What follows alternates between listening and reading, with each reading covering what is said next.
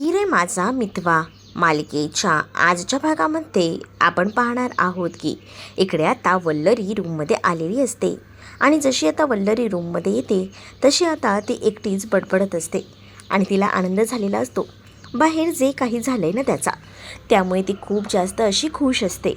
ती म्हणत असते की वा वा, कसली खतरनाक भांडणं झाली, अशीच भांडणं अपेक्षित होती, अजून मला काही नको, असंही आता ती म्हणत असते.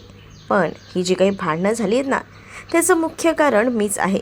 म्हणजे मीच तर नम्रताच्या मनामध्ये आग लावून दिली होती ना, आणि त्यामुळेच ती इतकी तापली आहे, असंही इकडे आता असणारी ही वल्लरी बोलत असते. वल्लरी जेव्हा या सगळ्या काही गोष्टी बोलते तेव्हा ती म्हणत असते की खऱ्या अर्थाने ना ईश्वरी आणि नम्रतामध्ये आज वाद पेटलेत. असेच वाद पुढे पेटत राहायला हवेत, कारण हे वाद थांबायला नकोत. मी तर त्याच्यामध्ये काडी लावली आहे आणि अजून काहीसं करावं लागेल मला, आणि ते करण्यासाठी काहीतरी करायला हवं. पण ज्या आईला हा जो रमाकांत आहे ना, त्याने डोक्याला ताप देऊन ठेवला आहे. या रमाकांतने खरंच ना सगळं गायब करून ठेवले. कुठे ठेवले काय माहिती, गेलाय तर गेलाय, पण डोक्याला मात्र ताप देऊन गेलाय. कुठे ठेवले असतील ह्याने पुरावे माझ्या विरोधातले. तसंही देवसरेला कॉल करायला हवा. CCTV फुटेज जे आहे ना ते काढून टाकायला हवं. नाहीतर ऑलरेडी तर त्यांनी मदत केली मला ह्या सगळ्यामध्ये, तरीसुद्धा थोडीफार मदत तर असायलाच हवी ना. म्हणूनच मग आता मी त्याला फोनच करून बघते, असा विचार करून देवसरेला आता कॉल केलेला असतो. देवसरेला आता जसा ती कॉल करते ना, तसं आता देवसरे म्हणतो की तुमचं काय काम आहे माझ्याकडे. हो हो, माझं जरा महत्त्वाचं काम आहे, जरा करा ना तुम्ही. माझं आत्तापर्यंत एक खूप मोठं महत्त्वाचं काम केलं आहे तुम्ही, अजूनही जर तुम्ही करून द्याल तर बरंच होईल. मग आता काय करायचं आहे. त्याच वेळेला आता सांगितलेलं असतं की महत्त्वाचं काम तुम्ही तर CCTV फुटेज डिलीट केले की रिकवर करून भेटणार नाही, याची काळजी घ्या. मग तेव्हाच मला जेवढं जमतं आहे ना तेवढ्या गोष्टी मी केल्यात. मला आता एक्स्ट्रा नाही ह्या कशामध्ये गुंतवू नका, मी आता काही तुमचं ऐकणार नाही आहे, असंही आता म्हटलं जातं. मग तेव्हाच इकडे मात्र आता देवसरेनं ती म्हणत असते की असं काय म्हणताय, ऐकून घ्या ना, ऐकून घ्या. पण तरीसुद्धा ना आता ऐकायला म्हणून ना देवसरे ऐकायला तयार नसतो. त्यामुळे वल्लरीचा आता संताप होत असतो. काय करावं ना काही सुचत नसतं. त्यामुळे आता डोकं तर जाम धरलेलंच असतं वल्लरीचं, कारण वल्लरीला आता साथ कोणाची मिळत नसते. ती विचार करते की या उदयकांतने रमाकांतला मारलं तर खरं, पण त्याला काय गरज होती तिथे येऊनच मारामारी करायची. ती मारामारी केली त्याने, तिला मारून तर टाकलं, पण माझ्या जीवाला ह्याने पूर्णपणे वाट लावून टाकली. म्हणजे जर हे सगळं काही इतकं भयंकर होतं आहे ना, त्यामुळेच आता टेन्शन भयंकर आलेलं होतं, आणि हे टेन्शन कुठेतरी थांबायला हवं, असाच विचार ना इथे मात्र आता सुरू होता. तेच दुसरीकडे आता पाहायला मिळतं की देवसरेने आता सरळ ना या सगळ्या प्रकरणातून हात बाजूला करून घेतलेला असतो. कारण देवसरेला आता या सगळ्या काही गोष्टींमध्ये अडकायचं नसतं. म्हणून देवसरेने आता वल्लरीला सांगितलेलं असतं की आतापर्यंत मी तुम्हाला मदत केली, पण इथून पुढे माझ्याकडनं कोणतीही अपेक्षा ठेवू नका, मी तुम्हाला मदत करू शकणार नाही, डायरेक्ट त्याने सांगितलेलं असतं. वल्लरी म्हणते की आता काय करू. या रमाकांतने सुद्धा माझ्या विरोधातले पुरावे जपून ठेवलेत, पण आता कुठे जपून ठेवलेत काहीच कळत नाही. व्हिडिओ जपून ठेवला आहे म्हणे, अरे पण तो कुठे ठेवला आहे, जाता जाता सांगून तरी जायचं होतं, नुसता डोक्याला ताप देऊन ठेवला आहे खरंच ना, असाही विचार वल्लरी करत असते. मग वल्लरी ठरवते की ते जे काही पुरावे आहेत ते सगळे काही नष्ट करायला हवेत. आता थोडाही वेळ वाया घालवायला नको, जर वेळ वाया घालवला तर पुन्हा प्रॉब्लेम होईल. म्हणूनच मग आता ती पटकन ना या सगळ्या कामाला लागते. जेव्हा आता ती पटकनच ना या सगळ्या कामाला लागते तेव्हा मात्र आता ती ठरवते की काही झालं तरीसुद्धा रूममध्ये पुरावे दिसतील. त्या दिवशीसुद्धा माझी त्याच्यासोबत झटापट झाली, तेव्हाही ते पुरावे ना तिथेच होते. मग आता तेव्हाही मी विचार केला असता तर घडलं असतं, पण आता वेळ केलेली नाही आहे. आता पण मी काहीतरी करू शकते, आताही मला ते पुरावे नष्ट करावेच लागतील, असा विचार करून ना ती आता पटकनी बाहेर पडायचं ठरवते. कारण तिच्या डोक्याला ना खूपच जास्त असं टेन्शन झालेलं असतं. काय करावं काय नाही काहीच सुधरत नसतं. तेच आता दुसरीकडे ईश्वरी जी आहे ती मात्र आता अर्णवसोबत बोलत असते. अर्णव ईश्वरीला बोलतो की आज खाली जे काही झालं ते भयंकर होतं, पण त्या सगळ्यात ना तू सुद्धा चुकीचं वागलीस. ईश्वरी आता अर्णवला विचारते की मी काही चुकीचं वागले. त्यावर अर्णव म्हणतो की नम्रता तर चुकीचं बोललीच, पण त्याचबरोबर ना तू सुद्धा सगळ्यांच्या समोर तिच्यावर हात उचललास, जो की उचलायला नको होतास. हे खूपच चुकीचं झालं आहे असंही आता म्हटलं जातं. मग जेव्हा या सगळ्या काही गोष्टी बोलल्या जातात तेव्हा मात्र अर्णवने ईश्वरीला चांगल्या भाषेत समजावलेलं असतं. अर्णव ईश्वरीला म्हणतो की बघ, तू जे काही केलं आहेस ना ते चुकीचं केलं आहेस असं तरी मला वाटतं. म्हणजे ठीक आहे, घरात एवढी सगळी भांडणं झाली आहेत आणि हे सगळं काही, पण त्या सगळ्यात ना तू सॉरी बोलायला हवंच तिला, कारण मला नाही आवडलं. ती जे काही बोलली तेही चुकीचंच होतं, पण तू तिच्यावर हात उचललास ना याच्याने प्रकरण अजूनच वाढत जाणार आहे. हे कळतं आहे का तुला? हे प्रकरण आपल्याला वाढवायचं नाही आहे, हे प्रकरण आपल्याला मिटवायचं आहे असंही आता अर्णव बोलत असतो. अर्णवचं बोलणं ईश्वरीलाही पटत असतं. ईश्वरी म्हणत असते की तुम्ही बोलताय ते सगळं ठीक आहे, पण बघितलं ना काय झालं होतं, त्यामुळे थोडीशी मी चिडले. तेच आता दुसरीकडे आकाशसुद्धा नम्रतावर भयंकर चिडलेला असतो. नम्रताने जो काही तमाशा केलेला असतो ना त्यामुळे आता आकाशचा राग अनावर झालेला असतो. आकाश म्हणत असतो की नम्रता, तुझं आजकाल जे काही चाललेलं आहे ना ते मला बिलकुलही आवडत नाही आहे बघ. म्हणजे तुझ्याकडनं ना मला ही अपेक्षा नव्हती. तू कशी आहेस काय आहेस ना या सगळ्या काही गोष्टी ना मला आता कळत सुटतात. म्हणजे आधी लग्नाआधी ना तू वेगळीच होतीस, पण आता तू काय काय म्हणून बोललीस दादाला, त्याचसोबत ईश्वरीलासुद्धा. काय गरज होती एवढं सगळं बोलायची? अगं ती लोकं आपल्या चांगल्यासाठी प्रयत्न करतात आणि तू तू तोंड सोडून सगळं काही बोलून बसलीस. आणि हे कशासाठी? इकडे आता ईश्वरी अर्णवला सॉरी म्हणत असते. जे काही खाली झालं ते सगळं काही त्या वतीने मी सॉरी बोलते.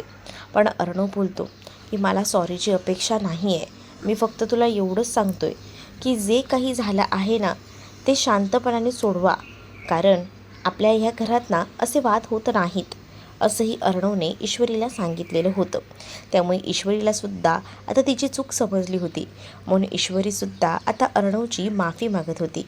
ईश्वरी अर्णवला बोलत होती की खरंच सॉरी, मी बोलून घेईन या सगळ्याबद्दल, तुम्ही नका काळजी करू असं देखील ईश्वरी अर्णवला बोलत असते. सगळ्याबद्दल ताईशी बोलून घेईल, याची काळजी तुम्ही बिलकुलही करू नका.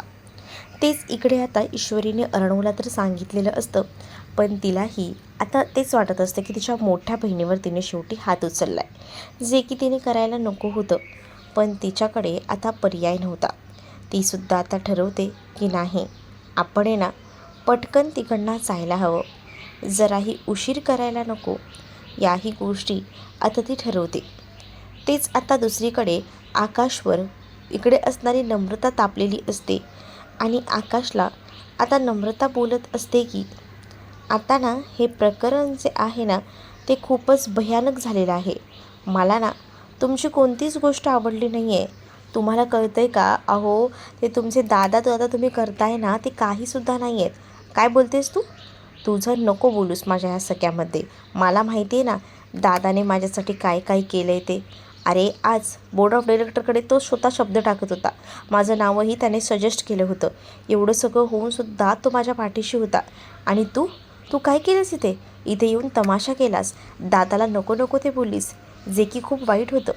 पण इकडे आता नम्रता म्हणत असते की तुम्हाला तरी कळतं आहे का हो?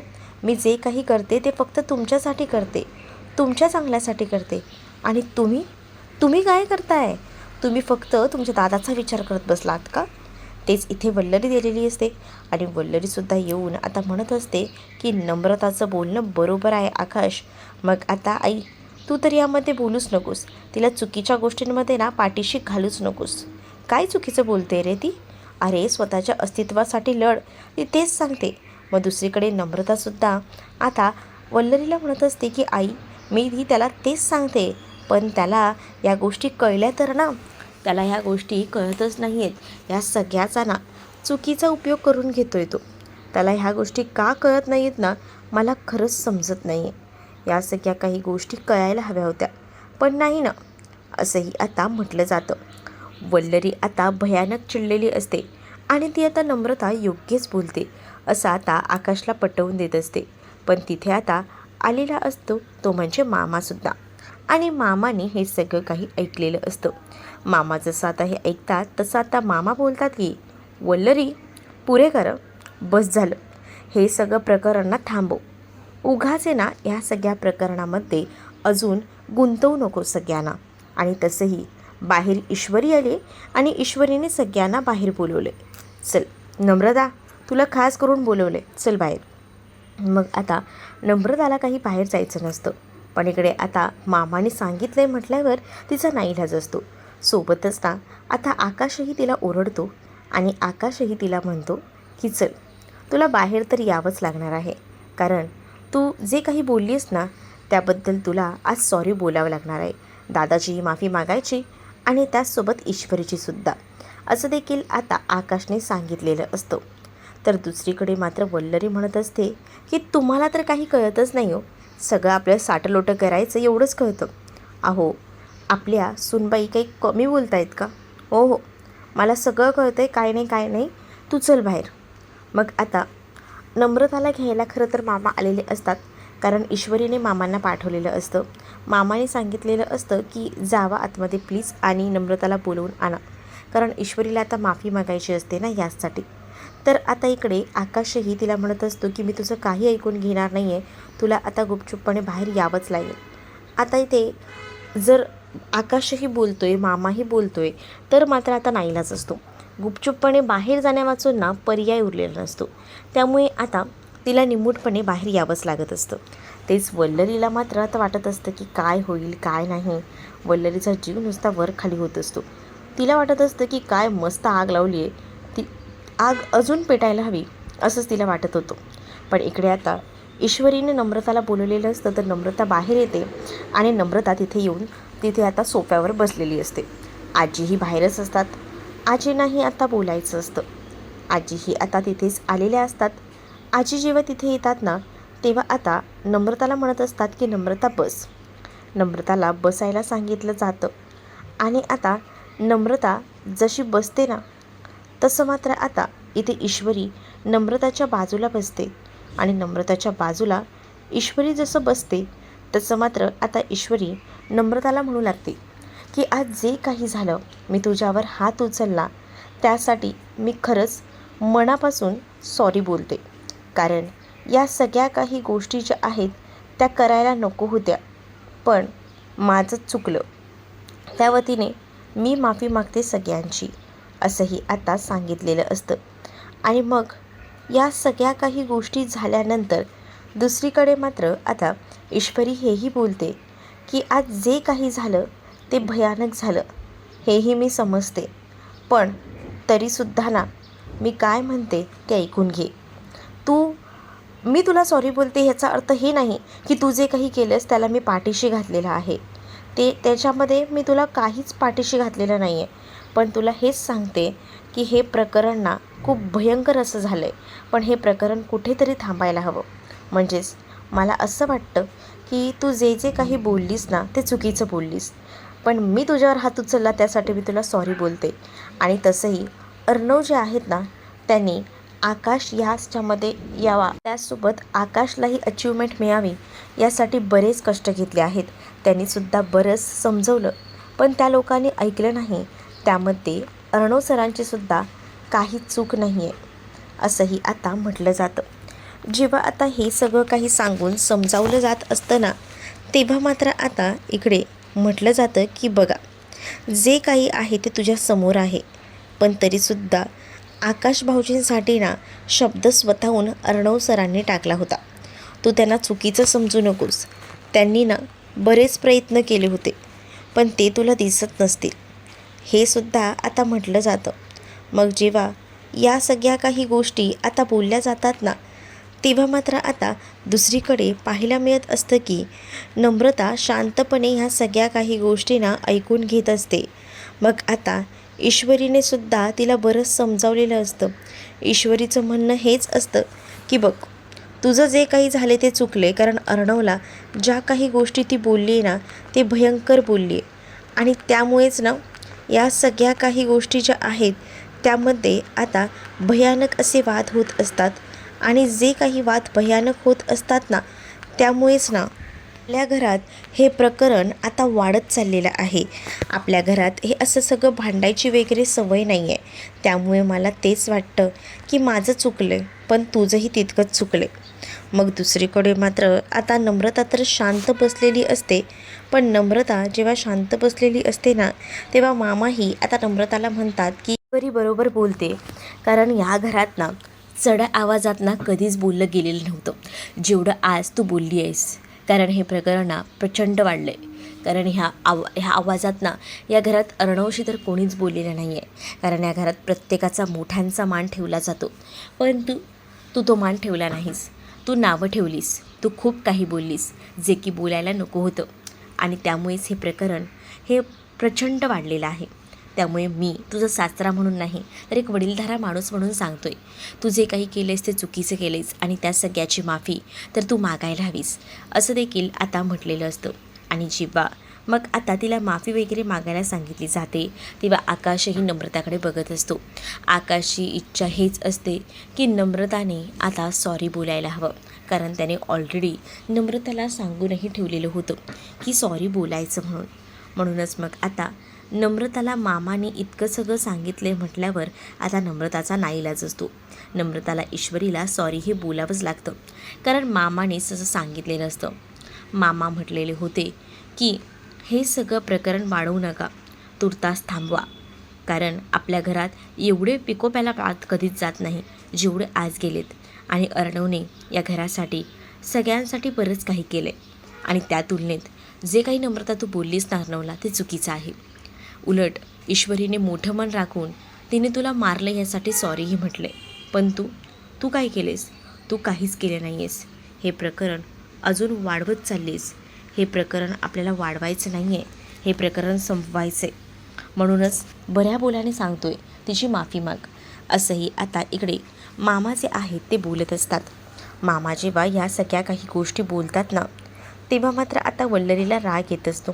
वल्लरीचं म्हणणं असं असतं की वाद झाले तर वाद अजून वाढू द्या ना, कशालाही वाद कमी करताय.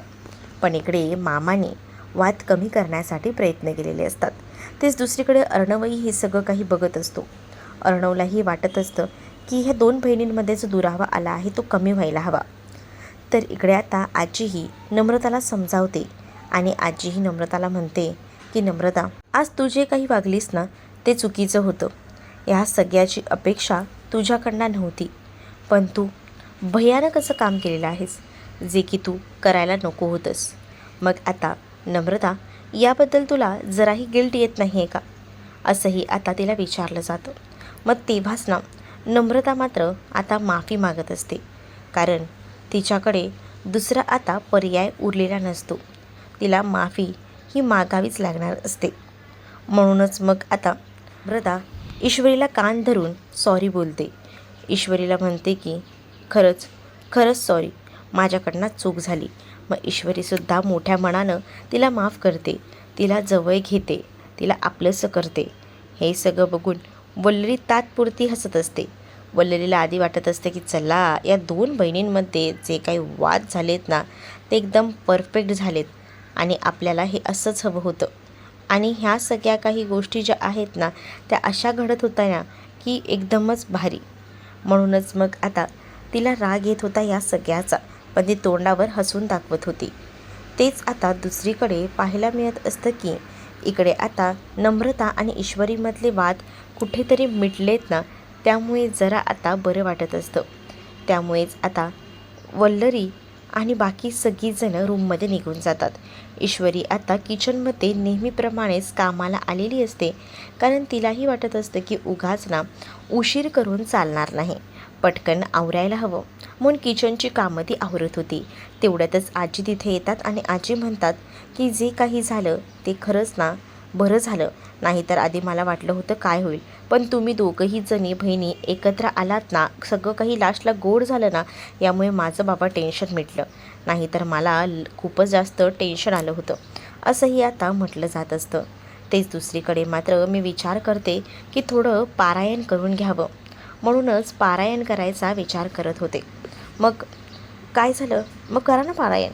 मग तेव्हाच ना ईश्वरीला आजी सांगत असते की पारायण तर करायचं पण पारायण जे आहे गुरुचरित्र ते रमाकांत रावांच्या रूममध्ये आहे. रमाकांत रावांच्या रूममध्ये आहे. सो तू प्लीज ते तिकडनं आणून दे, म्हणजे कसं बरं होईल ना. हो हो ठीक आहे, देते. मग रमाकांतच्या रूममध्ये ऑलरेडी इथे ही वल्लरी असते आणि ती अंधारातच ना काही तिला पुरावे भेटत आहेत का ह्याची शोधाशोध करत असते. कारण तिला आता पुरावे हवे असतात आणि यासाठी ती आता काही ना काही करायचं ठरवत असते. लाईट्स बंद ठेवून फ्लॅशलाईट लावून तिचं हे प्रकरण आता सुरू असतं. ती विचार करते की या रमाकांतने खरंच ना डोक्याला नुसता ताप देऊन ठेवला आहे. कुठे काय ठेवलं आहे ना काहीच कळत नाही आहे. काय करू असं बोलून आता सगळीकडे तिची शोधाशोध सुरू असते. पण तिच्या हाती काही लागत नसतं.